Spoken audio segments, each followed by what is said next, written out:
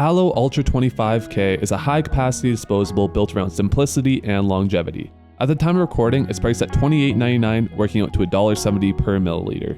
The standout feature here is the snap-on pod design. Allo calls it no turning back. No twist, no fiddling, just snap it in and you're good to go. It's one of the easier setups you'll find on a disposable. Inside, you're getting 17 milliliters of pre-filled e-liquid with a mesh coil for smooth, even flavor throughout the life of the device. That gives you up to 25,000 puffs before it's done. The one I have here is peach, a silky, naturally sweet peach nectar flavor. No ice, no mint, just clean fruit. If you're someone who prefers straightforward fruit flavors without the cool finish, this is a solid pick.